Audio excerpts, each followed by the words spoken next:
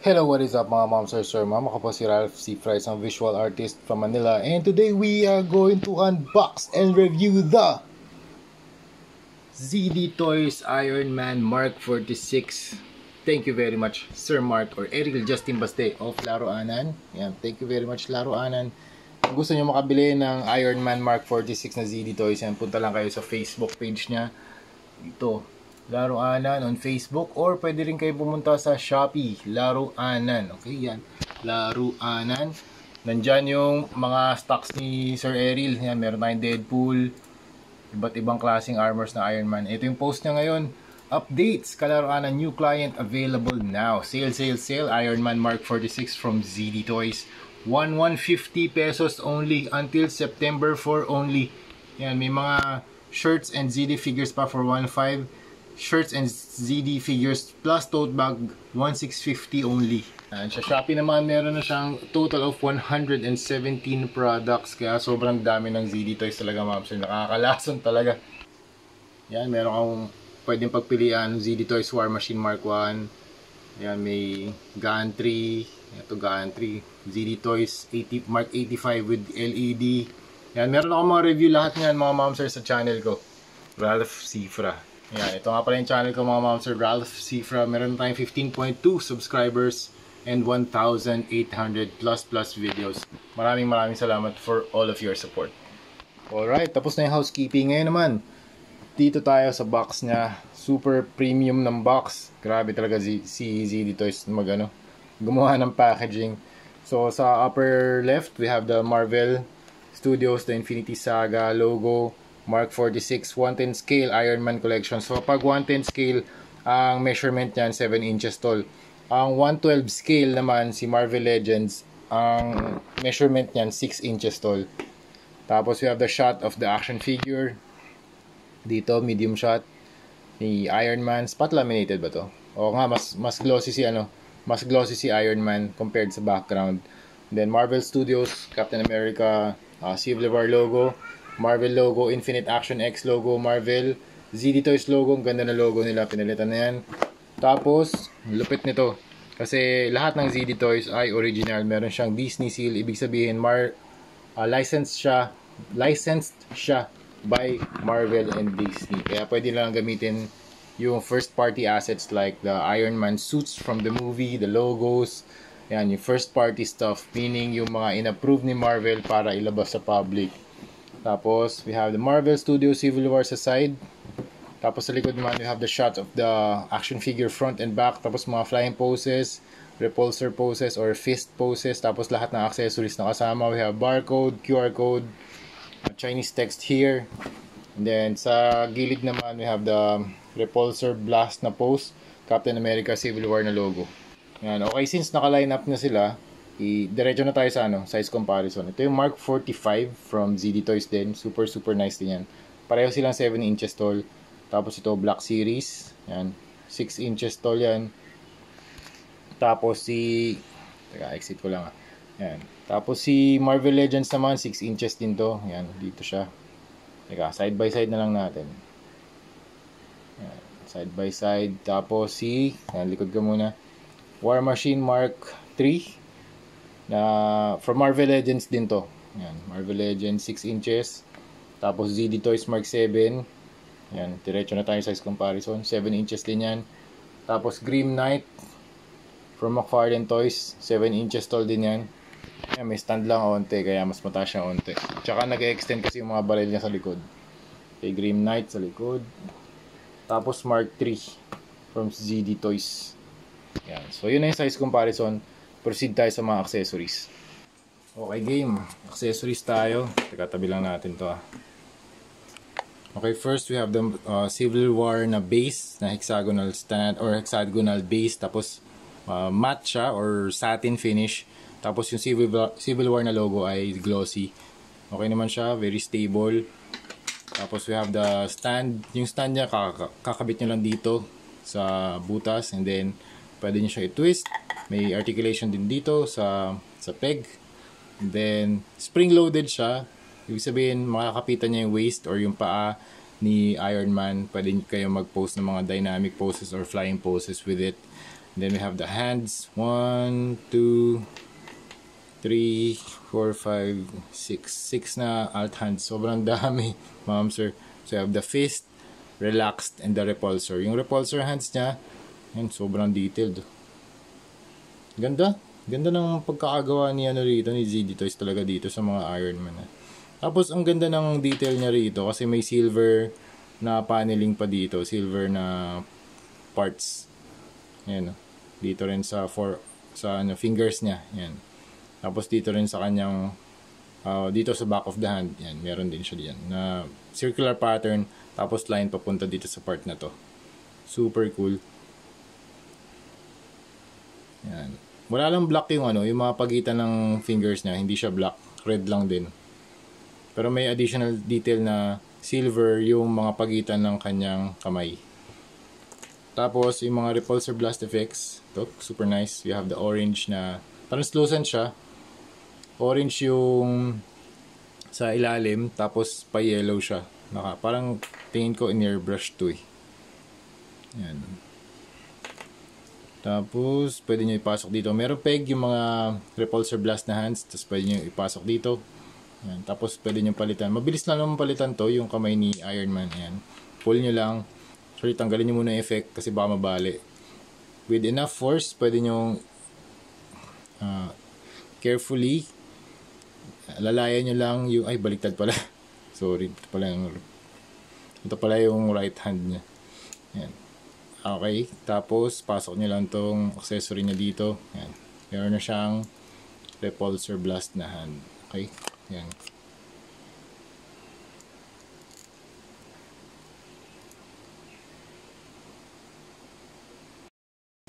Alright, next, ito naman yung mga interchangeable parts na, for Iron Man's trapezius na area.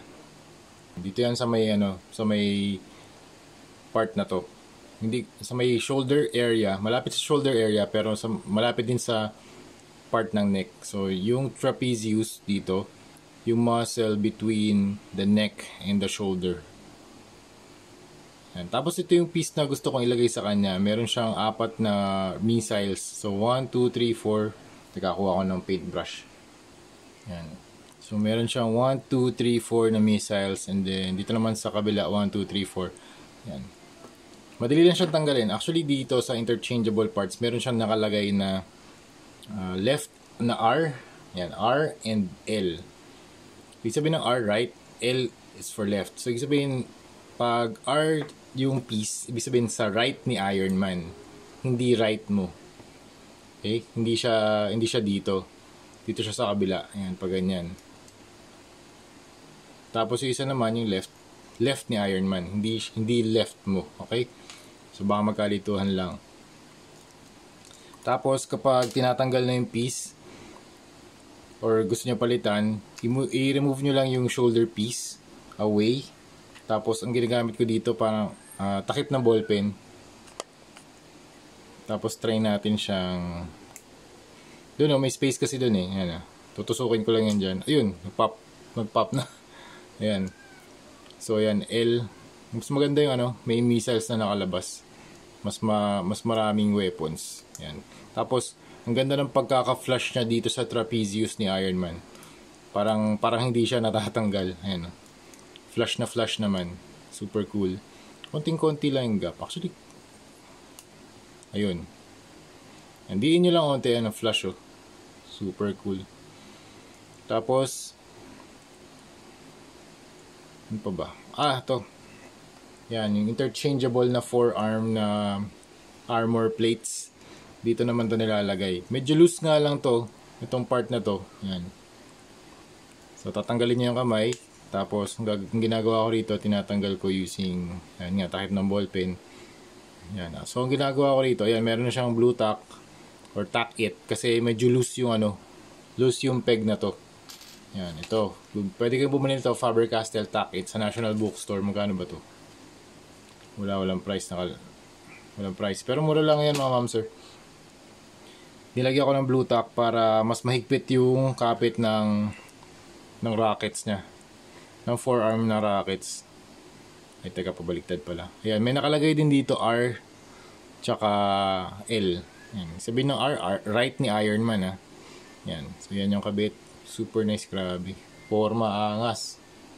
And after nyo i-equip yan, pwede nyo na ibalik yung hand na gusto nyo.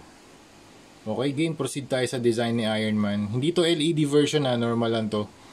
Normal release lang. Ang mga LED versions ni ZD Toys usually yan 1.5 pataas. Okay naman yung faceplate, maganda yung panel lining. Very nice yung gold, desaturated gold. And then very nice red paint na ginamit nila, cherry red, super cool. Ang ganda talaga ng paint job ni Iron Man na ginagawa ni ZD Toys. Parang mas darker tong Mark III compared kay Mark 46 na red. Yan. Tapos si Mark 7 naman, to. Yan, para mas I think the red is darker too kay Mark 7. Yep. Tapos sa Mark 45, I think pareho sila ng red na ginamit dito. Yeah, parang pareho nga sila ng red na ginamit dito kay 45 and 46. Okay? So yung arc reactor, very nice, magandang sculpt yung ginamit nila dito. Pwedeng lagyan ng LED. Plastic lang to, hollow. Kaya pwedeng lagyan ng LED. Yan. Kung gusto nyo magpalagay ng mga LED, mag-send kayo ng message kay Sir Whale Effects. Teka, pakita ko sa inyo. Yan, punta lang kayo sa Facebook page niya, Whale Effects. Naglalagay siya ng mga LEDs. Gumagawa siya ng mga LED customization, mga prototype laser effect for ZD Toys. Full LED customs. Yan, dami niyang ginagawa mga mamsir. Sobrang lupit. Nagko-customize din siya ng mga more storm kits. Kaya super cool. Check Whale Effects. Okay?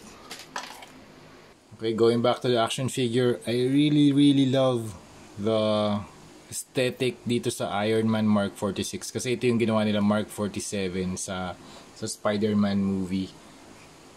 Ito yung silver part. Actually, merong version 1 ito na release ni ZD Toys. Pero hindi maganda yung basic lang articulation nun. Ito kasi mas improved na articulation na, tsaka mas maganda yung paint job.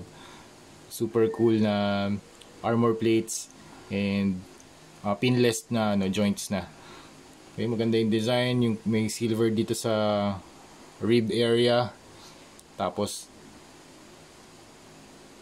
maganda rin yung pagkaka-panel line. Wala namang chine-check ko yung mga okay naman yung seam lines, medyo may konting gap lang dito. Yan. Dito kasi walang gap eh. Ayun. Dito may konting gap. Tapos okay naman yung shoulders. Checking the joints. Medyo ingat lang sa sa pag-articulate kasi pag bago pa siya, medyo mahigpit talaga dito sa mga parts ito. Lalo na dito, mahigpit. So kung ganun, kung napakahigpit, pwede kayong gumamit ng blower para ma-hit yung figure. Tapos lalambot na yun. Wag niyong itutok yung blower na sobrang tagal, baka matunaw naman yung paint. Okay? Ang ganda naman. We have the silver panel line here sa back of the neck. Daming nito, super detailed to. Daming armor panels, iba't iba, gold, silver, red. Yan, mixture siya ng gold, silver and red, pero dominant yung red, second yung gold, last yung silver. Ganda nito. Ito na yung detail nito, yung mga bilog dito. Tapos meron kang gold part dito, rockets. Yan, dito missiles 8, 1, 2, 3, 4, 1, 2, 3, 4 rockets on both arms, 1 and 2. Yan, magandang i-equip to kasi mas armored siya, mas siksik, mas maangas tingnan. Ganda rin ang part na to, mga circles dito, tapos may mga screws, gold panel lining, screws. Yan, angas talaga ng Mark 46. Tapos we have the silver part here sa thighs. Yan, gold. Mas have the thighs, knees. Ganda ng gawa nila dito. Para siya talaga, para sa akin ito yung best na small scale na Iron Man. Para sa akin, para siyang Hot Toys talaga na maliit na version. Yan stig tignan nyo to. Sobrang kinis. Naghahanap lang ako ng mga defects niya, pero so far ito sa niya, sa kanyang thigh area. Ayan may konting paint Pero nadali yung scalp. Nadali. Pero okay lang. Re-repaint naman natin to. Ayan, pwedeng pag ganyan, iba-battle damage na lang natin yung ganyan. Or pwede lihain tapos repaint. Nadali yung scalp niya. May anit? Ay, scalp. Oo, dito. Hindi, may hairline na ano eh. Nakala ko May hairline damage eh. Scalp. Na-damage yung scalp. May anit? Na-damage yung scalp niya. Sorry. Ayan. May konting damage. Nadali yung ano. Sayang. Pero okay lang. Kasama yan sa pagko-collect talaga. Wala namang perfect na action figure. Pero nung binuksan ko to, ano to? MISB sealed. Yes. Sealed talaga. Kaya yun, factory defect yan mga ma'am sir. Factory defect yan. Kasama yan sa pagko-collect talaga. Kaya kung sana yung makuha yung action figure, super cool and walang mga defects. No dings. No dings, no some things. Yan. Okay, pati ilalim ng paa, well sculpted pa rin. Yan, pwede nyo ipasok yung kanyang booster effects dito. Yan. Angas. Look at that. Okay, proceed tayo sa articulation, sa head, up. Yan, up, tapos down, 360. Pwede ba 360 to? Pwede, 360. Okay. Tapos, itong shoulder niya, pwedeng, grabe layo. Layo. Tapos, itong butterfly joint, pwede nyo i-extend outward. Yan, extend. Tapos, pwedeng move inward or outward. Up that far. Grabe layo. Layo. Baba. Tapos swivel or rotation, double jointed elbow, ball joint yung kamay. Pwede nyo extend yung torso niya. Yan. Pwedeng konti lang ab crunch pero at least meron pa rin. Down, down. Tapos ang price pala nito 1,150 only 1,150 only. Parang for the price, grabe yung value na binibigay. Kaya, nasabi ko kanina na for a small scale iron naman, ito yung best para sa akin. Kasi yung 3, parang ito yung best Iron Man for price to value ratio. Kasi yung Iron Man na 3.0, maganda talaga yun, may mga diecast pa. Maganda rin talaga yun. Actually, dapat gumawa ako ng Mark 43 versus ZD Toys na Mark 43 versus ZD versus 3.0 na Mark 43. Gusto kong gumawa pala nun. Actually, ipipila ko na yun sa ating mga project list. Okay, rotation. Ang laki ng nito, rotation nito. Okay. Ayan. Medyo ibibend nyo to. Itong part na to. Para maka-kick siya ng malayo. Ayan. Kasi pag naka-forward lang yan, konti lang yan, ganyan lang. Kailangan nyo i-bend yan, ganyan. Okay, tapos pwede nyo i-bend yung knees. Pwede siyang dumi-4. Nice. Okay. Double jointed din to teka. Yan, double jointed din siya. Maganda yung joint dito na ginawa nila. Very seamless kasi si Iron Man mechanical naman. Maganda pa rin yung design niya kahit na may mga joints nakita. Tapos yung paa ball joint. Okay. Hindi naman siya loose. So, test. Okay naman. Shake test. Okay naman siya. Okay? Hindi na, medyo tight naman yung joints niya. Okay, may nakalimutan ako. Meron pa pala siyang articulation dito sa back flaps niya. Pwede, ayan. Pwede niyo pala articulate to. Angas, diba? Para pag lumilipad siya na pose, pwede niyo iangat. Okay? Ayan.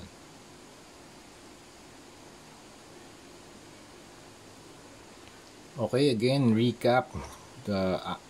This Iron Man action figure na Mark 46, super nice. Kung fan kayo ng Civil War na movie, grabe, must buy to mga ma'am sir. Sobrang angas, sobrang lupit. Ang forma. Ngayon, try natin gumawa ng custom nito after this video. Try natin siyang kalasin and then let's do a repaint of the Iron Man Mark 46. Grabe, super cool siya tingnan. Bagay na bagay sa collection nyo na Iron Man. Lalo na sa mga Iron Man fans. Yan, kung gusto nyo ng mga small scale na Iron Man action figures or models, pwede kayong bumili kay Sir Mark of Laruanan for 1,150 only. So yun, Thank you very much for watching and see you sa next video. Bye-bye.